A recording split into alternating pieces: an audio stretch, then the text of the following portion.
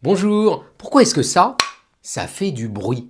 Qu'est-ce qui fait que quand deux objets se cognent, on entend du bruit? Et bien vous allez voir que la réponse elle est bien plus subtile qu'on ne le pense. Alors bêtement on pourrait se dire que là il y a des atomes là-dedans, là il y a des atomes là-dedans, et que quand ils se touchent, les atomes se cognent et c'est ça qui fait du bruit. C'est pas ça du tout. C'est pas ça parce que si vous avez suivi mes autres vidéos, vous savez que deux atomes ça se touche jamais vraiment. Ça se repousse pour des raisons électriques et quantiques. Et donc quand deux atomes se touchent, ça ne fait pas de bruit. Mais alors qu'est-ce qui fait du bruit? En fait c'est une question d'énergie. Quand je crée le choc, je dois faire bouger ces deux machins-là, donc je leur donne de l'énergie de mouvement, on appelle ça l'énergie cinétique, regardez. Hop.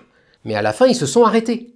Donc cette énergie, elle est bien passée quelque part, parce que l'énergie ça se conserve. Mais l'essentiel de l'énergie, elle s'est transférée aux atomes à la surface en les faisant vibrer. Alors les atomes, faut tous les imaginer un peu comme des petites billes accrochées entre elles par des ressorts. Et donc ce que vous faites, c'est que vous tapez sur toutes ces billes à la fois et elles se mettent à vibrer et à répondre comme des ressorts. Et les atomes, quand ils se mettent à vibrer, ils vont faire vibrer l'air autour d'eux.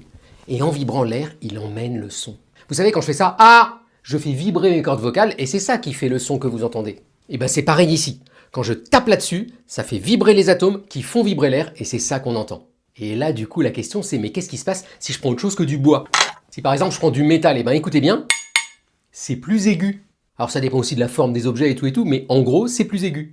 La raison à ça, c'est que les atomes du métal, ils sont bien plus tenus entre eux. Vous voyez que les ressorts, ils sont bien plus raides. Et donc quand on les tape l'un sur l'autre, on fait vibrer les atomes, mais les ressorts étant plus raides vont vibrer bien plus vite. Et donc en vibrant plus vite, ils compriment l'air plus vite, l'oscillation est plus rapide, la fréquence est plus élevée et le son est plus aigu. Et donc vous voyez à l'envers, en écoutant le son que font les objets, on est capable de dire quelque chose sur la façon dont leurs atomes vibrent. Et c'est d'ailleurs en fait un truc qui est utilisé dans les laboratoires. Moi j'ai des collègues dont le travail ça consiste à envoyer du son dans la matière et regarder comment le son revient. Et en faisant ça, ils sont capables d'apprendre des choses sur les propriétés de la matière. C'est fou, non?